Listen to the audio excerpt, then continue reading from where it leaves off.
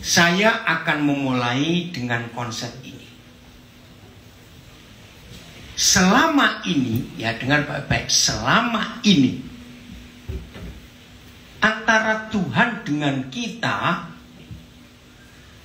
siapa yang lebih sibuk mengadukan apa kepada siapa? Saya ulang, pinter jawabannya. Oke, saya ulangi lagi ya, supaya yang sudah kelamaan di Australia masih ingat bahasa Indonesia. Selama ini yang terjadi dalam hubungan kita dengan Bapa di surga, perhatikan, siapa yang lebih sering mengadukan apa kepada siapa? Nah, 100% jawabannya betul. Saudara dapat hadiah, tapi beli sendiri. Ternyata selama ini ada suatu kesalahan dan tidak seimbang. Ternyata saudara, saya nggak berkata kita loh, kalau kita berarti saya ikut-ikut, saya enggak sudah. Ternyata saudara yang lebih sering mengadukan apa-apa kepada Bapa di surga. Loh kok nggak jawab? Tadi bilang iya, sekarang diam. Betul? Nah, mari kita lihat Alkitab. Ternyata justru Papa kita di surga yang harusnya lebih banyak mengadukan masalahnya kepada kita. Kok nggak ada yang ngamen? Bingung nggak? Loh, saya tanya bingung nggak? Karena kita nggak teliti baca Alkitab.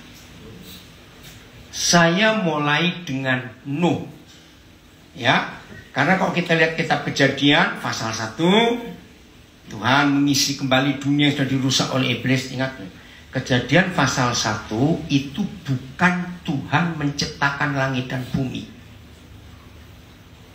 Langit dan bumi sudah selesai diciptakan di ayat pertama. Tapi dihancurkan oleh Lucifer yang dilempar ke bumi. Maka itu di ayat 2 dikatakan maka bumi kosong. Padahal tadi ada isinya. Nah, di situ dinosaurus itu ada di ayat 1. Bumi kosong, chaos bahasa Inggrisnya. Nah, kalau chaos kacau, berarti ada yang mengacaukan enggak? Lucifer itu. Kalau ada kata kosong, berarti tadi sudah ada isinya belum? Boleh jawab dong. Kalau dari tadi kosong, nggak usah dikasih tahu kosong, memang dari sononya sudah kosong. Dan ketika ayat 2 ditulis bumi kosong, berarti tadi ada isinya. Lah kemana isinya? Ini jawaban dari ilmu pengetahuan. Ada fosil-fosil binatang purba itu di ayat 1 dan ayat 2. Antara ayat 1 ayat 2. Lalu terjemahan yang betul, bumi berubah bentuk. Unformed bahasa Inggrisnya, berubah bentuk. Loh, kenapa berubah bentuk? Ya karena diacak-acak oleh setan itu. Lalu ada firman, dan roh Tuhan melayang-layang di atas permukaan air. Kenapa? Karena jadi banjir besar waktu itu. Nah, kata roh Tuhan melayang-layang di atas permukaan air, bahasa kerennya Tuhan menginspeksi apa yang rusak. Maka itu ayat 3, Tuhan tidak menciptakan langit dan bumi lagi. Sudah ada. Jadi ayat 3 sampai ayat 26, Papa kita tidak menciptakan langit dan bumi lagi. Dia mengisi dengan tumbuh-tumbuhan baru, binatang baru, karena yang lama sudah dirusak. Jadi bukan penciptaan. The creation of the universe itu hanya ada di ayat 1. Ya, maka itu mulai ayat 3, jadilah terang. Bukan jadilah langit dan bumi lagi, terang. Dan seterusnya, nanti baca ya. Nah, dari situ manusia dilahirkan sampai pada zaman Nuh. Ketika manusia tambah jahat lagi. Siapa ingat? Ini Bible quiz. Yang bisa jawab dapat hadiah makan gratis sebulan di sini. Ini senangnya kok dengar makan gratis. Kok Pak Sam diam aja ya, enggak komen. Maaf, mikir makan gratis. Oke, Bible quiz. Berapa tahun Nuh membuat kapal besar itu? Ayo, berapa tahun? 120 tahun. Bayangkan, a century, more than a century. Saya tanya, kalau Tuhan yang buat, berapa lama? Kalau Tuhan buat kapal itu, berapa lama? Second, dalam hitungan detik, cuma berkata, jadilah kapal besar. Jadi. Nah, dari situ saya menemukan, jadi Tuhan itu sedang berkeluh kesah kepada Nuh. Lalu Tuhan punya proyek, Nuh, buatkan kapal. Kalau saudara Nuh, kalau saya juga Nuh, pasti pusing kapal. Kenapa? Karena zaman itu belum ada alat transportasi air. Betul enggak? Jangan lagi kapal, perahu aja belum ada. Jangan lagi perahu getek, tahu getek? Bukan getek, beda loh. Getek, tahu rakit tuh, tahu enggak? Saya tanya kok. Tahu jawab gitu loh, kita. Bahkan getek aja belum dipakai zaman itu. Tiba-tiba Yahweh Tuhan berkata, Nuh, buatkan kapal. Ukurannya segini, Nuh, lebarnya begini. Ingat, zaman itu ada gergaji nggak? Jawab, ada gergaji tidak? Ada paku? Ada lem? Bayangkan. Loh, betul? Tuhan cerita, mengadu pada Nuh. Nuh, karena generasimu ini yang aku ciptakan, sudah rusak mereka. Terjadi itu. Lanjut sampai Nimrod lahir. Kembali keturunan Nuh buat masalah di bumi. Tuhan sedih. Tapi Tuhan sudah janji nggak akan menghukum manusia dengan air lagi. Ada pelangi, kita masih ingat. Sampailah kepada Abram. Masih ingat? Hanya untuk cari generasi baru. Yang lama dimusnahkan semua. Bayangkan, perlu berapa tahun lagi Tuhan menunggu Ishak lahir. Saudara, ini loh Tuhan kita. Akhirnya Ishak lahir, timbul masalah lagi. Ishak harus begini, harus begitu. Lahir Esau dan Yakub, bikin masalah lagi. Tuhan cari orang lagi. Masih ingat Yakub yang dipilih. Lahir 12 suku Israel. Mereka bertambah banyak. Dari Musa, dari Israel lahir Yusuf. Betul, masih ingat? Lalu di Mesir Israel bertambah banyak. Waduh, mereka buat jahat lagi. Kembali Tuhan berurusan dengan manusia. Ketika 400 tahun mereka disengsarakan oleh kerajaan Mesir, mereka berseru-seru kepada Tuhan. Nanti baca Keluaran pasal 1. Tuhan mendengar jeritan mereka yang disengsarakan di Mesir. Tuhan panggil siapa? Ayo, yang lain jawab dong. Tuhan panggil siapa? Musa. Tapi Musa juga lambat. Ayo, siapa ingat? Umur berapa Musa baru mau menyelesaikan rencana Tuhan? 80 tahun. Papa di surga cerita kepada Musa. Ingat waktu dia melarikan diri karena mau dibunuh oleh Firaun. Akhirnya Yahweh Tuhan bilang, kamu kembali ke Mesir. Musa gak mau. Tuhan cerita, Musa begini loh masalahnya. Lihat itu saudara-saudaramu. Masa kamu diam? Mereka ditindas. Musa sih gak pernah ngomel loh. Musa gak pernah doa loh. Karena Musa sudah nyaman dan mapan. Yang menjadi menantunya Jitro. Kerjaannya ringan. Cuma ngembalakan kambing. Betul gak? Mau coba? Ringan betul. Ya, kambingnya beranak atau tidak dia gak tanggung jawab. Itu milik mertuanya kok. Dia gak pusing. Betul gak? Tapi papa gak bisa. Akhirnya Musa dipanggil. Dengan terpaksa Musa menjawab, ya terpaksa loh. Karena dia akan ngomel, biar harum saja kakakku lebih pintar ngomong dari aku. Berapa tahun lagi mereka putar-putar di padang gurun itu? Cepat jawab, berapa tahun lagi? 40 tahun. Waktu saya jadi guru sekolah minggu, saya senang ketemu anak-anak kritis. Nah, salah satu anak waktu saya cerita, ya saya bersyukur kepada Tuhan. Maka itu bagi rekan-rekan pengkhotbah yang ingin punya pengalaman khotbah bagus, jadilah guru sekolah minggu dulu. Serius. Maka itu kalau saudara lihat cara saya ngajar, saya tidak pernah mengajar siapapun dengan Alkitab ini pakai logika teolog. Enggak. Saya pakai logika anak-anak. Maka itu gampang dimengerti. Karena saya sudah terbiasa sekian belas tahun bersama anak-anak. Kalau saya nggak pakai bahasa anak-anak, anak-anak nggak akan ngerti. Betul tidak? Nah, itu saya cerita tentang repotnya mereka 40 tahun di padang gurun. Padahal kalau mereka mau nurut Tuhan, itu nggak sampai 3 bulan nyampe loh, saudara. Wih, ada seorang anak, saya selama ngajar, anak itu alisnya gandeng. Tahu kata alis gandeng? Artinya apa? Mikir. Saya pikir kenapa dia mikir? Tiba-tiba dia nggak sabar. Om, ya kenapa? Saya bilang kira-kira 4 juta orang yang dipimpin oleh Musa hari itu. Banyak loh 4 juta. Om tahu nggak berapa jumlah malaikat di surga? Wih, aduh nggak tahu. Memang di Alkitab nggak ditulis toh. Ada 4 juta nggak Om? Ini polos anak-anak. Ya pasti lebih. Dengar dia ngomong.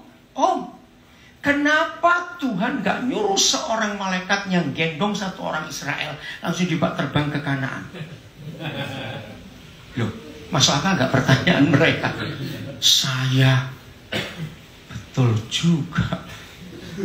Ngapain repot-repot 40 tahun nyediakan mana, nyediakan burung puyuh, ngerepotin Tuhan pakai tiang awan, tiang api. Itu listriknya berapa kalau dihitung zaman sekarang? Lo kan pakai energi dong. Lo betul? Tiang awan itu seperti AC siang hari. Tiang awan itu heater waktu malam. Karena kita tahu ya ekstrimnya suhu padang gurun. Kalau siang panas, kalau malam dingin. Pulang dari sekolah minggu saya tuh mikir, betul juga anak ini.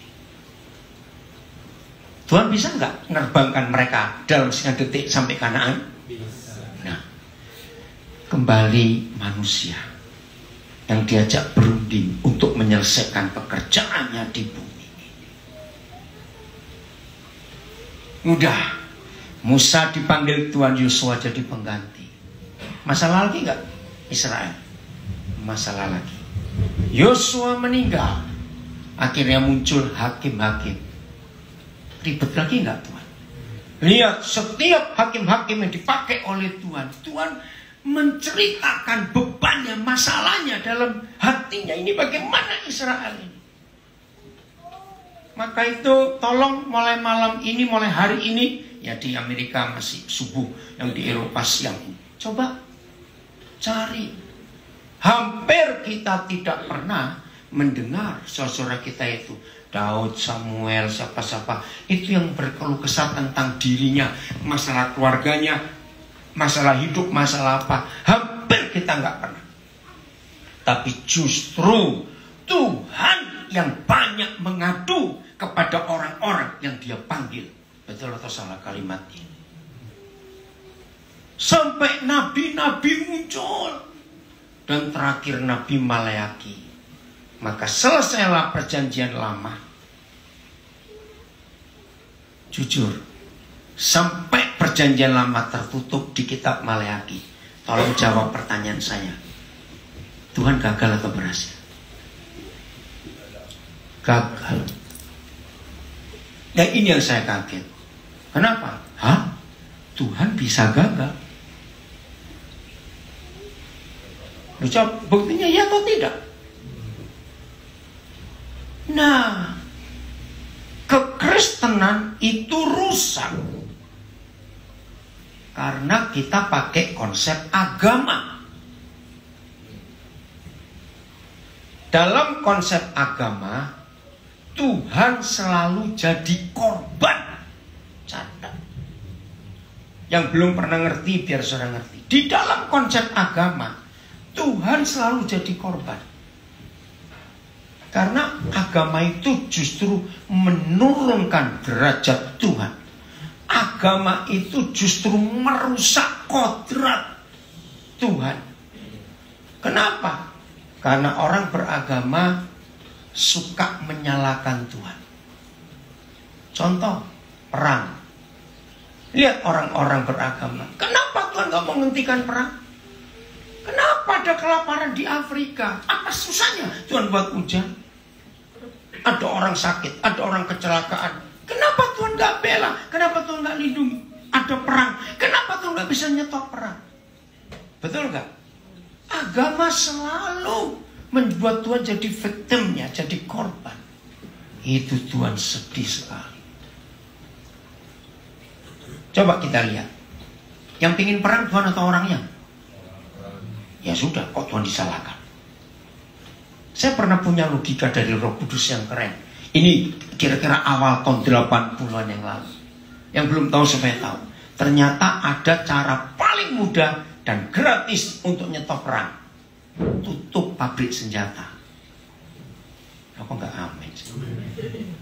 Loh, sebetulnya untuk nutup, hanya nutup pabrik senjata. Kalau semua pemimpin dunia sepakat, bisa nggak sih pabrik senjata tutup? Logikanya loh. Bisa. Nah, kalau pabrik senjata ditutup, ada perang nggak? Ada, pakai pistol air. Kenapa pabrik senjata nggak bisa ditutup? Jawabannya duit. Ya jangan nyalakan Tuhan yang mau perang kita kok. Contoh, ada orang mau cerai, mari kita doakan supaya keluarga itu gak cerai. Woi, kita teriak, Tuhan tolong Tuhan supaya mereka gak cerai. Tuhan tuh pusing mendengar teriakan-teriakan kita. Karena dari dulu dia sudah gak pengen orang cerai, malah dia benci loh. Aku membenci perceraian. Nah, jadi Tuhan lagi disalahkan. Padahal mau cerai orang itu.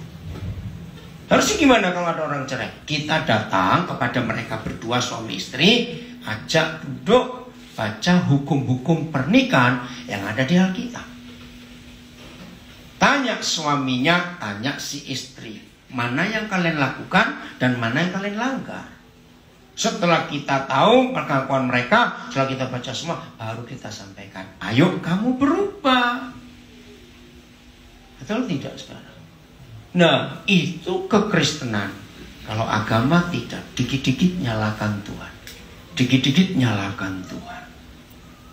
Nah, dari sini konsep yang saya katakan sejak awal tadi. Antara Tuhan dengan kita dan kita dengan Tuhan, siapa yang sering ngadu kepada siapa? Ternyata kita yang sering ngadu kepada Tuhan. Padahal Tuhan itu membutuhkan kita. Dia mau mengadu kepada kita tentang banyak hal yang belum selesai di bumi. Saya percepat. Ini satu-satunya alasan kenapa saya mau ke Papua. Seperti banyak saudara tahu, ya tahun 90 atau 89, ya saya itu sudah punya PR Australia. Tapi ketika 91 tuntutan Papua makin besar, maka saya harus serahkan kembali PR itu. Karena saya nggak bisa memenuhi kuotanya. Waduh, yang beri saya sponsor gereja di Sydney marah-marah. Saya bilang, nggak apa-apa, kamu marah berwajar, tapi asal saya nggak dimarahi Tuhan, saya bilang begitu. Akhirnya dia juga mau apa? Nah, bayangkan, saya sudah mapan tinggal di Amerika, saya sudah mapan di Eropa. Nah, hari itu, bulan Agustus tahun 89, Tuhan bicara kepada saya lewat buku From Jerusalem to Irian Jaya. Kamu ke Irian, siap. Nah, itu Agustus 89, maka April 90 pertama kali saya ke Irian, ke Jayapura. Karena Tuhan mengadu kepada saya. Pak, Irian itu lagi begini, lagi begitu, dan yang oke, saya siap berangkat. Itu salah satu. Maka itu gereja yang adalah rekan sekerja Kristus. Coba buka 1 Korintus 3 ayat 9. 1 Korintus 3 ayat 9. Kalimat pertama saja kita baca dulu. Bapa, ampuni kami sebagai anak-anak-Mu. Tuhan Yesus, ampuni kami sebagai murid-murid-Mu dan rekan sekerja-Mu, yang seringkali kami salah. Kami hanya pintar mengadu, pintar melaporkan persoalan-persoalan kami kepadamu. Padahal ternyata Tuhan yang lebih banyak ingin membicarakan banyak hal kepada kami. Hari ini kami mau berubah. Udah, kalimat pertama. Baca bahasa Indonesia dulu ya. Kalimat pertama saja. 1, 2, 3. Karena kami yang kuat. Kemana suaranya? Ulang. Sudah makan satu ayat, jangan lupa. 1, 2, 3. Karena kami adalah Stop. Ya, bahasa Inggrisnya. For we are both God's workers. Wow. For we are both God's workers. Oke, kita bongkar. Teman sekerja atau partner. Walaupun dalam hukum bisnis semua partner itu naruh saham ya. Itu nggak selalu sama. Betul tidak? Ada jumlahnya masing-masing. Tapi yang saya mau tanya kepada saudara, walaupun jumlah sahamnya nggak selalu sama, tapi dalam sistem kerja, apakah yang taruh saham lebih banyak kerja lebih sedikit, lalu yang taruh saham sedikit kerja lebih banyak? Jawab, begitu tidak? Tidak. Harus sama-sama equal. Harus sama-sama kerja. Nah, dari ayat ini saya tanya kepada semua saudara, mikir apa dalam hubungan kita sebagai partnernya Tuhan? Pertanyaan kedua, sebagai partner dalam bisnis atau bentuk apa saja, bisa nggak yang satu berkata, kamu nggak usah kerja, biar aku saja, walaupun yang orang itu lebih banyak jumlah sahamnya? Bisa begitu nggak? Nggak bisa juga. Nah, saya tanya kepada saudara semua, yang termasuk yang di rumah. Jadi Tuhan nggak bisa kerja sendiri tanpa partnernya. Katakan amin. Nah, ini yang kita mau pelajari. Maka itu tadi saya awal bertanya, yang betul hubungan kita dengan Bapa di surga dan hubungan Dia dengan kita, harusnya siapa yang mengadu kepada siapa tentang apa? Ayo hari ini kita merubah konsep kita. Saya yakinkan dulu, pasti ada yang bertanya, tapi aku juga punya masalah, aku ini punya begini. Oke, saya tanya dulu, siapa yang percaya konsep ini? Kalau hidup kita ini benar-benar taat, kalau hidup kita ini benar-benar ya nggak melukai hati Tuhan, nurutlah pokoknya atas apa saja yang Dia minta kita lakukan. Ya, hidup kita lurus-lurus. Pertanyaan saya, percaya nggak Papa di surga tetap akan tahu yang kita butuhkan tanpa kita perlu berdoa kepada Dia? Pintar semua. Betul? Karena ada ayatnya, Matius 6 ayat 32. Akan tetapi Papamu yang di surga tahu bahwa kamu membutuhkan semuanya itu. Nah, sekarang saya balik pertanyaannya. Jadi, kalau ada orang Kristen kebanyakan sembahyang, berarti hidupnya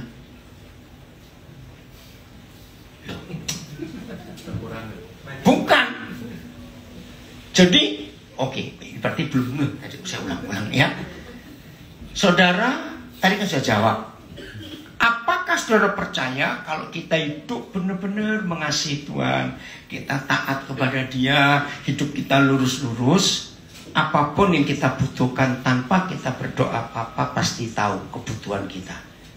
Betul? Yakin? Yang belakang jawab dong. Betul ya? Kalau enggak jawab, cuci piring di belakang. Nah, saya balik. Berarti orang Kristen yang kebanyakan berdoa, minta ini, minta itu, minta ini, minta itu, hidupnya bagaimana? Bukan cuma wasting time, bukan cuma orang percaya, nggak beres. Nggak benar. Maka itu perlu meyakinkan Tuhan. Maka itu kekristenan bukan agama, tapi hubungan papa dengan anak-anaknya. Walaupun tidak semua kita punya anak, tapi konsep ini tahu. Anak yang manis, anak yang nurut, anak yang menyenangkan papa mamanya. Yakin kalau mereka butuh apa-apa, papa mama tahu, mereka nggak usah minta, papanya beri. Lihat punya anak loh. Ya sudah. Jadi yang perlu kita bereskan bukan berapa jam kita nambahi doa, bukan pakai kata-kata apa. Maka itu saya paling nggak suka kalau ada orang berdoa diakhiri, Tuhan dengarkanlah doa yang kurang sempurna ini. Pernah dengar doa seperti itu? Jangan pernah doa juga seperti itu. Pret. Karena Tuhan nggak nilai kata-kata doa kita. Tahun 79 atau 80, saya pernah diundang ke gereja Pantekosta di Lubang Buaya, Jakarta. Gereja kecil sekali. Ya, waduh, suara saya sampai sakit perut tertawa. Ada orang Betawi asli, kebetulan dia Chinese, minjem gitu. Dia itu saksi bagaimana Tuhan menolong anaknya. Sambil tertawa. Saudara kan tahu, gue orang Jakarta, nggak bisa ngomong bahasa Indonesia yang baik. Saya cuma dengarnya aja. Terus saya cuma doa gini, Tuhan, lu kan tahu gue anak lu, gue butuh apa lu kan tahu. Itu pertama kali saya dengar Tuhan di lu. Yang buat saya nangis, walaupun sambil tertawa, karena Tuhan dengar doa. Tahun 81 pertama kali saya ke Amerika, diajak oleh Dr. Adi Sukanto. Terus saya diajak kebaktian di Melodyland. Itu persis sebelah dengan Disneyland. Ya di Orange County. Di kota apa saya lupa. Disneyland. Anaheim. Terima kasih. Saudara, itu pertama kali saya melihat. Gak ada loh agama lain. Di pojok kiri, ya pendetanya Ralph Wilkerson, kakaknya David Wilkerson, yang cerita The Cross and the Switchblade. Ya, itu kisah luar biasa. Nah, itu pertama kali dalam hidup saya melihat, ya, penterjemah bahasa isyarat untuk orang tuli dan bisu. Seumur umur saya belum pernah melihat, karena di Indonesia 81 belum ada, bahkan jarang. Di Australia sudah banyak gereja pakai sign language. Itu di pojok kiri. Saya itu kan itu bentuknya gedung olahraga ya. Saya tanya Pak Adi itu kenapa? Oh itu mereka mendengar doa pujian apa pakai bahasa isyarat. Hah? Saya nangis. Jadi ketika semuanya memuji dengan mulut, mereka muji dengan bahasa isyarat kepada Tuhan. Itu pertama kali saya lihat nangis. Ternyata Papa ngerti sign language. Kagum nggak? Nah, begitu pula waktu khotbah juga diterjemahkan dengan bahasa isyarat. Maaf loh, nggak ada agama lain seperti ini, maaf. Sekarang mungkin ada. Sebegitu ngertinya Papa di surga. Amin. Nah, maka itu sudahlah. Jangan buang-buang waktu, wasting time. Makasih John. Untuk doa panjang. Oke, satu ayat lagi. Mazmur 139 ayat 4. Coba lihat juga bahasa Inggrisnya nanti ya. Mazmur 139 ayat 4. Ini loh Papa kita. Ya, jadi saya ulangi lagi dari awal tadi saya katakan. Antara kita dengan Papa dan Papa dengan kita, siapa yang sebetulnya, ini menurut Alkitab ya, siapa yang sebetulnya lebih banyak mengadu apa kepada siapa? Kita sudah jawab semua. Udah 139 ayat 4. Baca Indonesia dulu. 1, 2, 3. Sebab sebelum lidahku mengeluarkan perkataan, sesungguhnya semua telah kutahui ya Tuhan. Wih, keren. Berarti perlu cerewet nggak di hadapan Tuhan? Lalu saya tanya, perlu cerewet nggak di hadapan Tuhan? Kita cuma diam saja. Papa tahu. Bahasa Inggrisnya. Ayo. You know what I'm going to say. Ya, you know what I'm going to say. Jadi belum ngomong. Terus? Even before I say. Even before I Say it. say it. Ayo kita mulai berubah hari ini. Justru seharusnya kalau kita lagi bersekutu dengan Tuhan dan Tuhan ngajak kita bersekutu dengan Dia, yang cerewet harusnya Tuhan. Oh enggak, amin. Karena banyak proyeknya yang belum selesai. Inilah konsep partner, his co-workers. Maka itu kalau pagi-pagi kita bangun, jangan lapor, Tuhan saldoku kurang Tuhan. Hari ini saya bayar mortgage Tuhan. Oh begini. Nggak usah kasih tahu, Tuhan tahu. Harusnya kalau pagi-pagi kita bangun, kita ngomong, Papa, aku dapat tugas apa? Kok nggak amin? Telat lagi. Harusnya kalau pagi-pagi kita bangun tanya, Papa aku harus buat apa hari ini? Ini yang hampir gereja tidak pernah ajarkan, karena cuma sibuk minta. Maka itu khotbah-khotbah seperti itu mencetak kita menjadi perampok surga. Wih, kok nggak enak betul. Tapi memang, apalagi yang suka doa ungkit-ungkit. Tuhan nggak ingat kalau nggak ada nenek saya gereja ini nggak jadi. Pernah dengar cerita begitu? Gereja ini ada karena nenek saya. Terus ungkit-ungkit, Tuhan masa lupa? Saya tuh nggak pernah telat memberi persepuluhan. Dan banyak lagi. Kalau kita sedang kecewa dengan Tuhan, kita ungkit-ungkit. Coba baca ayat ini. Banyak pendeta mata duitnya nggak pernah tahu ayat ini. Roma 11 ayat 35. Wih, ini ayat sadis. Baca berapa terjemahan, orang ngerti bahasa Sunda, bahasa Jawa, bahasa Batak, bahasa Karo, Toba, baca semuanya, bahasa Dayak, bahasa Bali, ayo semuanya. Ya, ini ada orang Bali 2 di sini semuanya.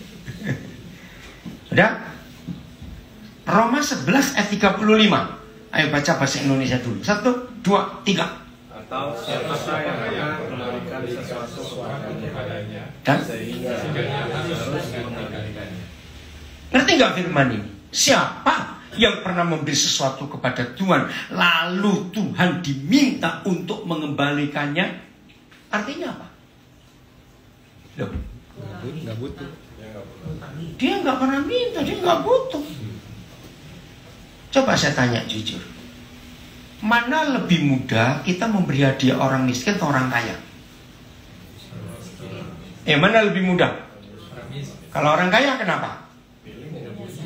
Nah, seperti itu Tuhan. Jangan coba-coba nyuap Tuhan dengan harta kita. Itu pendeta-pendeta mata duitan yang ngomong duit terus. Maaf. Jelas gak? Coba lihat bahasa Inggrisnya. Ayo lihat bahasa Inggrisnya. And who has given him so much that he Pelan-pelan. And who has given him so much, given him so much, then he needs to pay it back. but then he need to pay it back. Orang Surabaya, kalau sampai ada yang ngajar, beri saudara, Tuhan beri dasmu kono. Itu aja bahasa Surabaya. Yang nggak ngerti nggak usah tahu. Saya marah loh. Pendeta-pendeta memompa-mompa jemaat untuk beri-beri. Enggak salah. Apa yang kita bisa beri kepada dia? Dia bukan hanya punya segala-galanya, dia bisa buat segala-galanya. Loh, betul nggak mau beri apa? Ayat kedua tentang memberi. 1 Timotius 6 ayat 5. Wah, ini keren juga ini. Maka itu saudara, kalau saudara masih bergereja yang pendetamu bilang duit terus cepat keluar. Karena itu salah besar khotbah uang itu. Nggak ada di Alkitab. 1 Timotius 6 ayat 5. Bahasa Indonesia dulu. 1, 2, 3.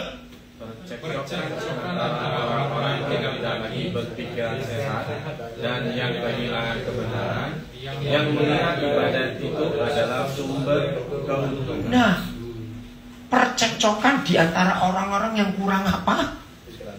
Yang tidak berpikiran sehat. Yang tidak berpikiran sehat, yang menganggap bahwa ke gereja itu menghasilkan keuntungan. Itu ngaco. Bahasa Inggrisnya, ayo, terjemahan apa tadi ini, Sinta? These people always cause Sebentar, trouble. yang keras supaya baca ini. Terjemahan apa? Itu apa? NLT.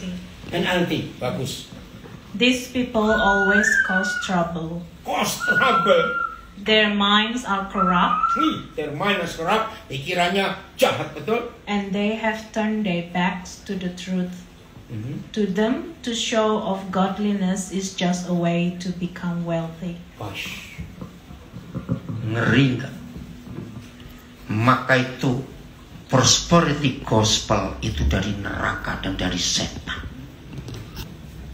Teologi kemakmuran yang hanya menekankan beri supaya kaya, beri, itu dari Amerika yang merusak, saudara.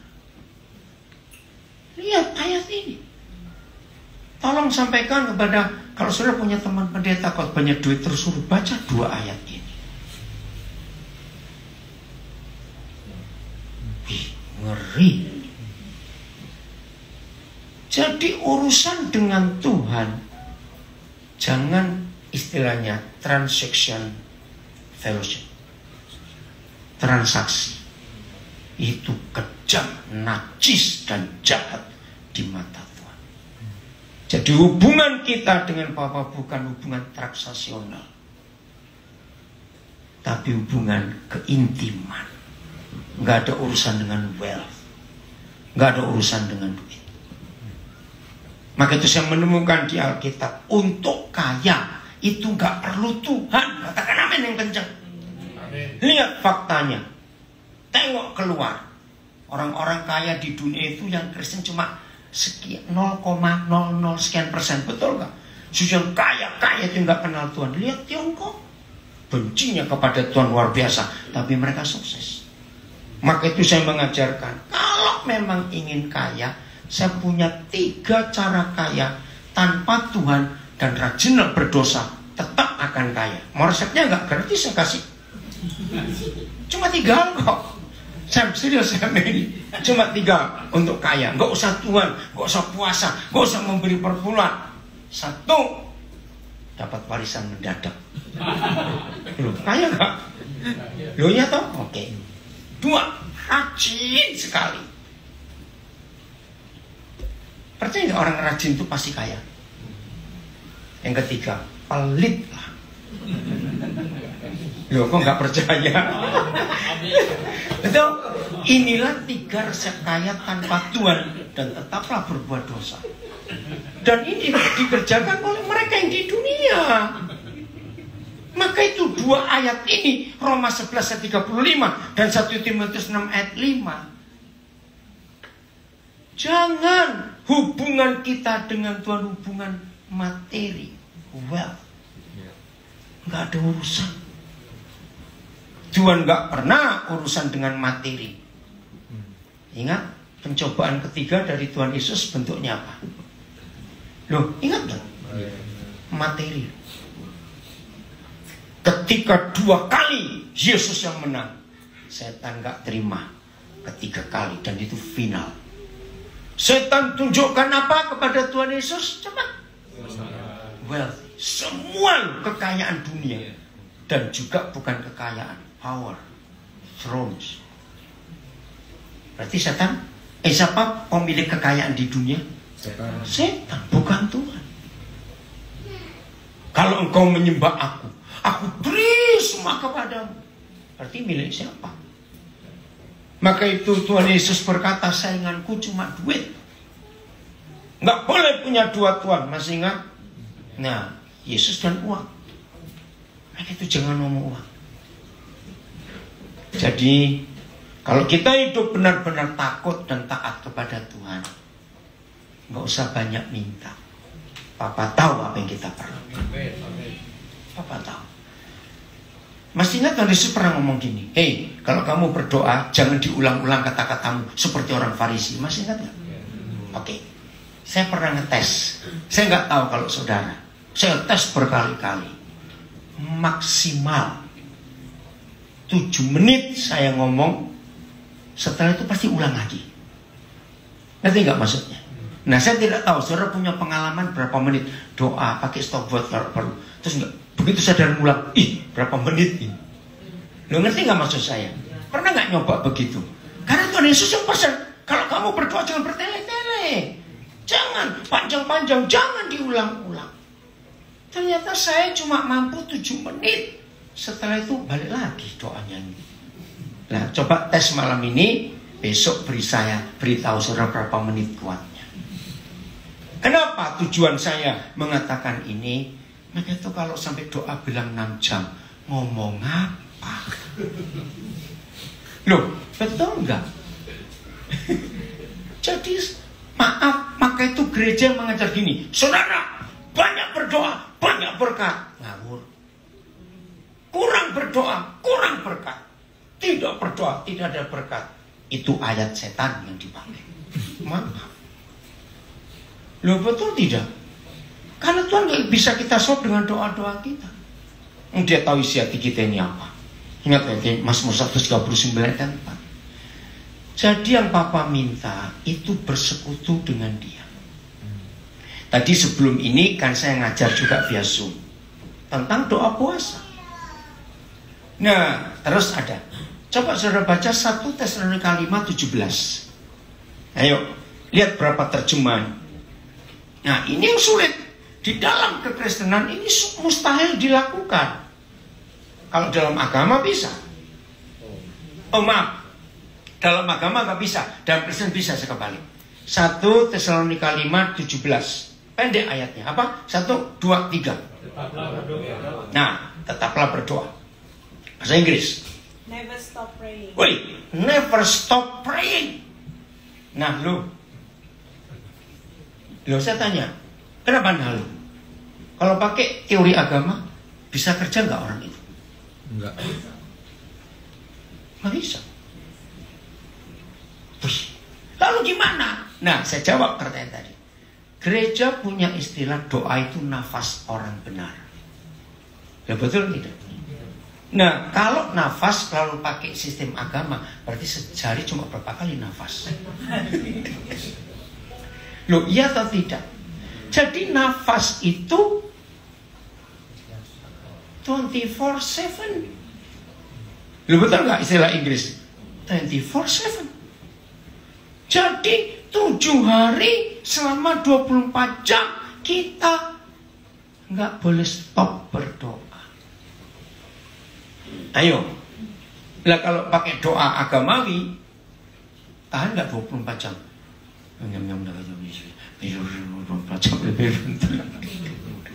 Lo ngerti sekarang? Jadi ini perbedaannya. Maka itu mulai hari ini saudara, biasakan biar Tuhan yang ngadu kepada kita tentang semua masalah. Hari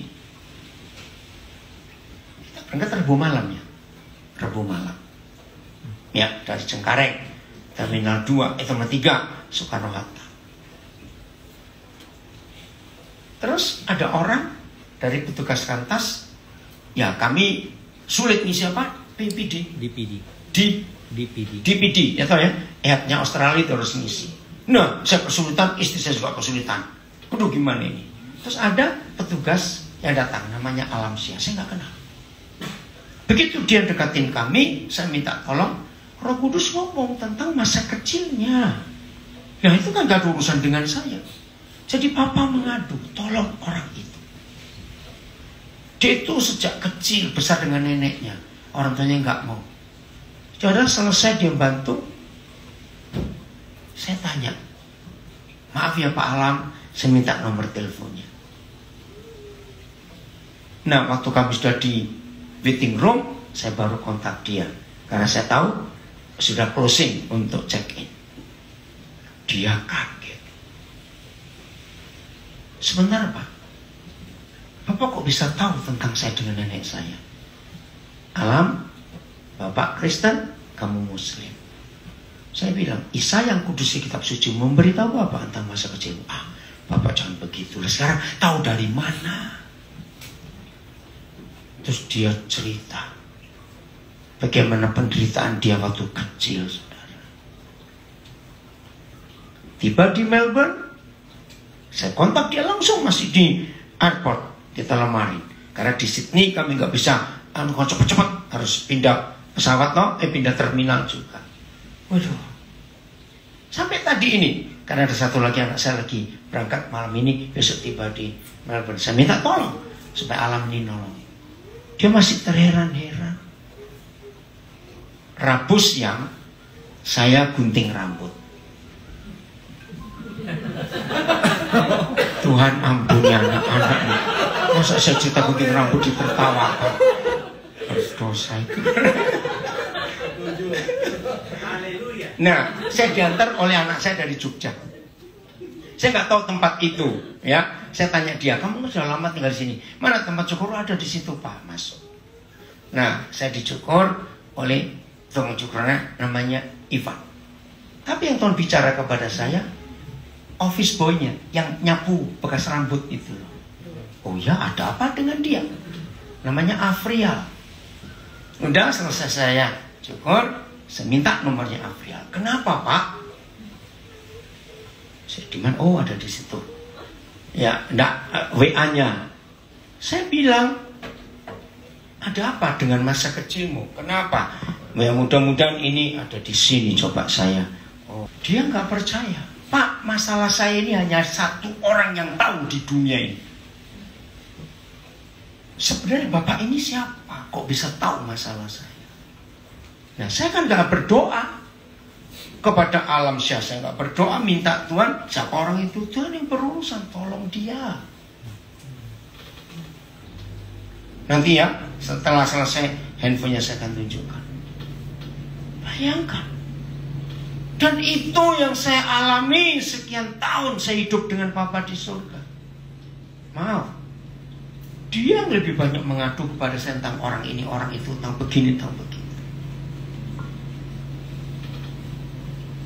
Ini selama Lebaran ini, ya, puasa, saya beli banyak sarung, saudara. Keluar, saya bagikan kepada satpam yang saya kenal di beberapa tempat. Saya beli banyak kue-kue Lebaran. Ya, saya kirim kepada satpam, kepada saudara banyak. Kemarin saya kirim di apartemennya anak saya itu 90 toples. Kami baru pindah, dapat pinjaman apartemen di Central Park. Saya beli 60 toples itu, suruh bagi. Karena papa yang nyuruh. Itu cara hidup. Dan kalau sudah Lebaran begini, sopir taksi yang saya kenal yang harus akan coba kontak, kirim THR semuanya. Aduh, saudara, mereka senang sekali dengan itu. Ngerti? Pertanyaannya, kapan terakhir kali Papa di surga ngajak saudara dia mengadu tentang orang ini, tentang orang itu, tentang siapa harus kita tolong? Maka itu di konteks saya supir taksi banyak sekali. Tukang parkir, cleaner di toilet-toilet umum, itu koleksi saya untuk saya kontak mereka. Dan itu luar biasa. Maka itu hidup sangat diberkati, saya sangat bahagia. Walaupun saya sudah ada di luar Indonesia, sekarang sudah apa istilah M-banking atau apa ya? M-banking ya, online ya. Itu gampang sekali untuk kirim. Dan Tuhan tahu. Karena lebih banyak Tuhan yang ngomong. Oke, Erwin. Batas dari keterbatasan kita sendiri untuk membantu orang lain. Iya, bagus. Oke. Woi, pertanyaan bagus. Bagaimana batasnya kita bisa membantu? Oh ya, terima kasih John. Eko, ya. Membantu orang lain. Jawabannya gampang. Kalau Papa tahu hati kita nggak pelit, dia pasti ngajak kita kerjasama. Tapi Tapi kalau papa tahu kita pelit, nggak mungkin Tuhan ngajak kita kerjasama dengan dia. Pasti kita bertengkar dengan Tuhan. Lo ngerti nggak? Maka itu saya punya konsep ini. Orang egois dan orang pelit. Doa puasa 40 hari kali sekian. Tuhan pakai aku. Tuhan pakai aku. Malaikat yang jawab, red. Loh kenapa? Bagaimana orang egois dan orang pelit mau dipakai Tuhan? Orang egois itu 24 jam untuk ngurus dirinya dan lemarinya nggak selesai. Belum ngurus alisnya. Maaf jangan tersinggung. Loh betul tidak? Jadi kapan punya waktu? Itu jawabannya Erwin. Kenapa Tuhan gampang bicara kepada saya? Itu tadi. Saya dapat berkat, saya ini bendahara. Nah yang punya uang yang nyuruh kasih sana, kasih sini, kasih. Ya saudara kasih dong. Ayo kalau saudara punya bendahara, uangnya siapa? Kalau bendahara yang saudara punya, ya bang saudara toh. Tapi bendahara tolong keluarkan, jangan kasih sayang. Kok tertawa? Kira-kira saudara pecat gak bendahara kayak begitu? Loh ini cuma ngomong. Jelas Win? Nah, jadi gak usah doa puasa untuk mendengar suara Tuhan, gak usah kelamaan. Pokoknya kalau Tuhan tahu kita nggak egois dan nggak pelit, Tuhan pasti bicara kepada kita.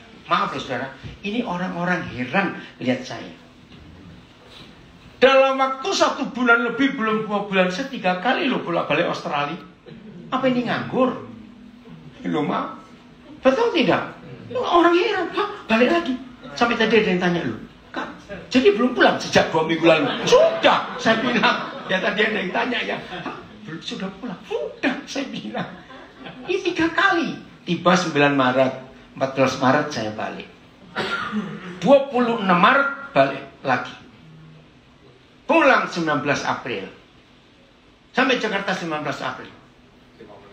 Kok 5 menit gak lawin? Belum mandi itu 5 menit. Tanggal berapa sih kemarin? Tanggal 20 berapa saya sampai lupa. 27 balik lagi ke sini.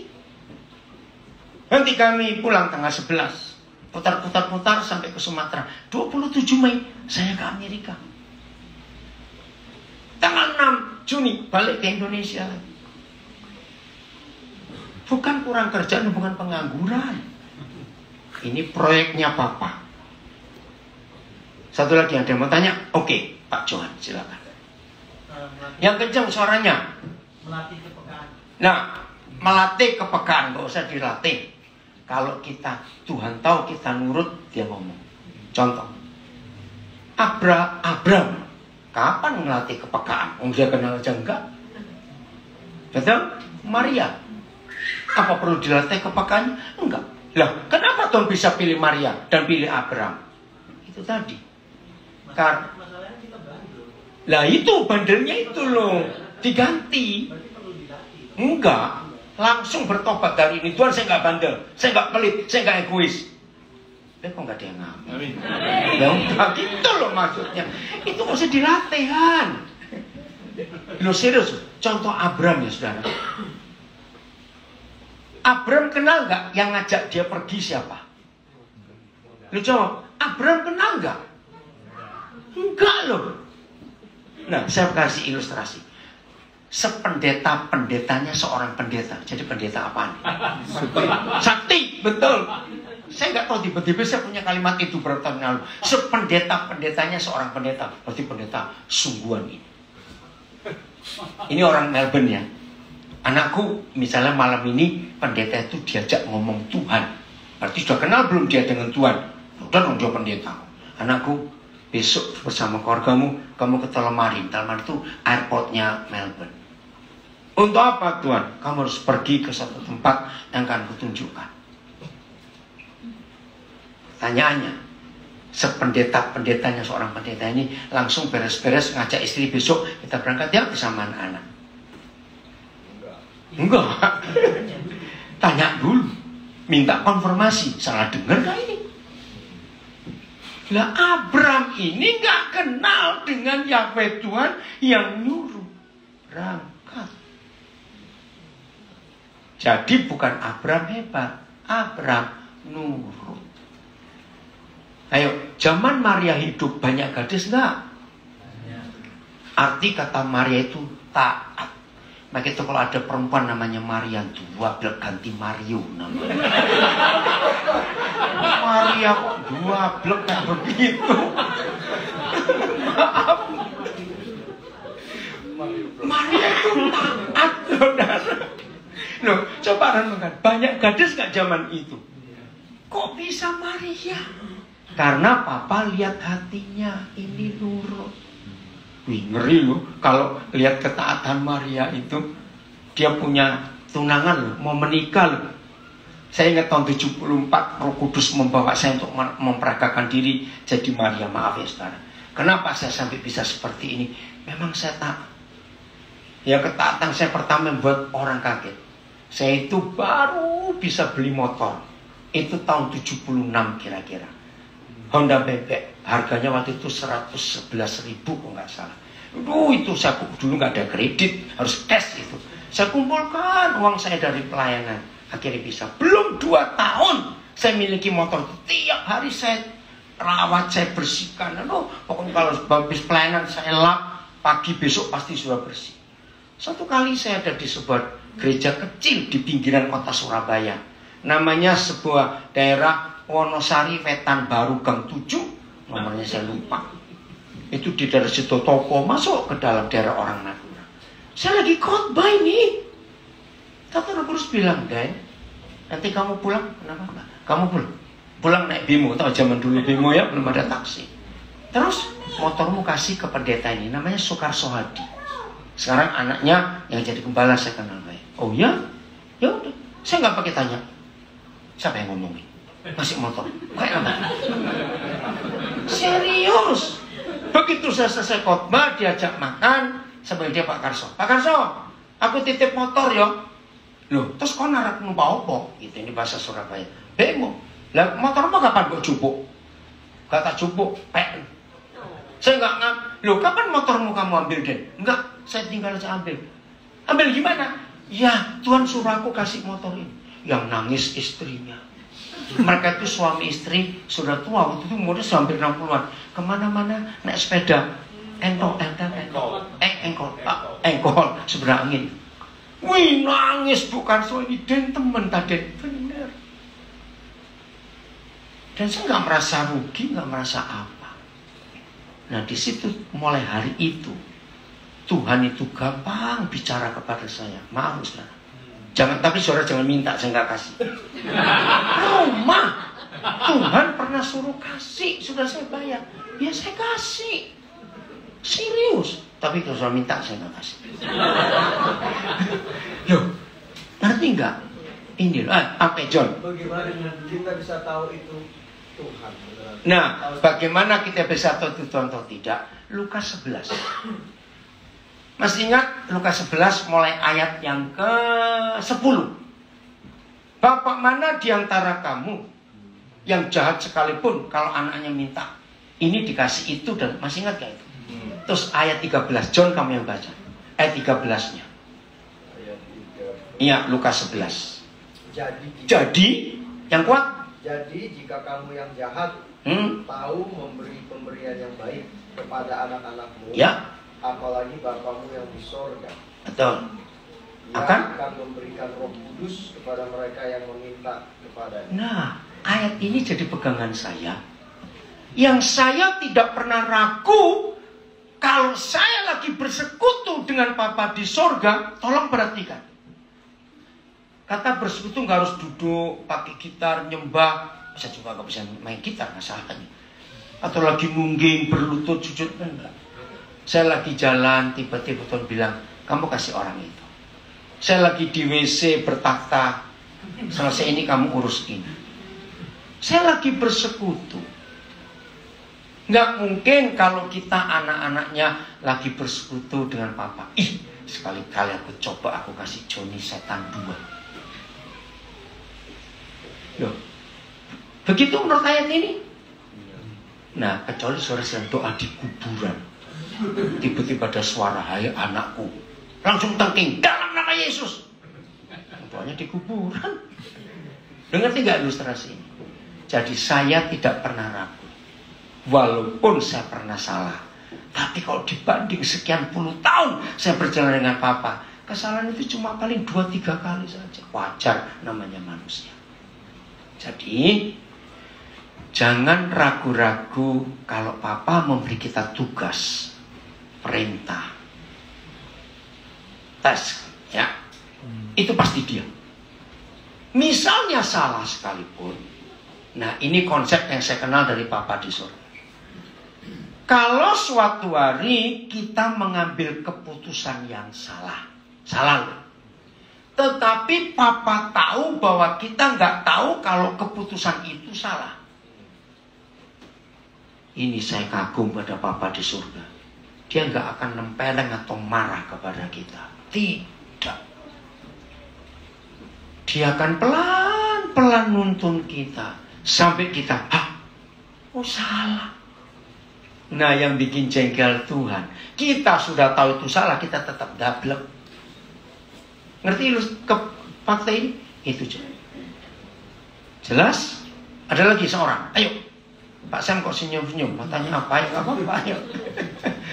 Ayo, satu lagi cepat. Sebelum ada yang ngantuk, kasihan tuh kerja besok pagi-pagi kerja. Ada seorang lagi cepat. Will, ngerti Will? Ayo. Ada seorang lagi. Kalau dengar suara Tuhan biasanya di hati atau langsung kayak Ya, nah pertanyaan bagus. Mendengar suara Tuhan itu audible lewat kuping atau di hati atau apa? Nah, seumur hidup saya baru 2 kali mendengar di kuping. Dan saya nggak mau lagi, karena takut sendiri saya. Jadi Papa bicara lewat hati, lewat ide. Saya kerjakan, saya nggak pakai bertanya-tanya lagi. Maka itu dalam hidup pelayanan banyak mujizat yang kami alami. Karena cuma nurut aja. Ini, itu, semuanya karena firman. Dan catat, makin Tuhan tahu kita nurut, makin sering dia cerewet kepada kita. Ngerti kata cerewet? Ayat terakhir, supaya kita makin kuat untuk berjalan mengikuti kehendaknya. Habakuk 2 ayat 1. Habakuk, ini kitab jarang dibaca. Ya. Habakuk 2 ayat 1. Ya. Oh, Dan tolong baca di Zoom, ada yang tanya enggak? Kamu enggak lihat chattingnya? Chatting yang di Zoom. Ya, Pak bacakan. Ayo kita baca Habakuk 2 ayat 1. 1, 2, 3. Aku mau berdiri di tempat pengintaianku. Stop. Aku mau berdiri di tempat pengintaianku. Watchtower bahasa Inggris. Kira-kira ini siapa yang di tempat pengintaian Watchtower? Kita. Enggak, dalam pekerjaannya penjaga. Ngapain? Terus? Dan berdiri tegak di menara. Berarti terus? Aku mau meninjau. Nah, aku mau meninjau. Terus? Dan menantikan. Apa? Nah, ini loh. Apa yang akan difirmankan? Saya ganti. Apa yang akan diadukan Tuhan kepadamu? Jadi bukan Habakuk yang nyerocos, bukan Habakuk yang cerewet. Dia yang menanti. Tuhan memberi tugas dia apa? Tuhan mau cerita apa? Tuhan mau pulang dulu. Ya. Oke. Tuhan mau mengadu apa kepada Habakuk? Harusnya seperti itu hidup saudara dan hidup saya. Tuhan yang butuh kita untuk menyelesaikan pekerjaannya. Sudah selesai atau belum ayat 2? Belum. Terus? Dan apa yang Ayo, dan apa yang akan dijawabnya? Nah, dan apa yang akan dijawabnya? Atas pengaduanku. Jadi cara yang kerjasama. Coba Inggrisnya. Cinta. I will climb up to my watchtower and stand at my guard post. There I will wait to see what the Lord says and how He will answer my complaint. Amin. Mulai hari ini jadilah seperti Habakuk. Jangan cuma kita yang nyerocos sendiri. Maka itu saya suka satu lagu.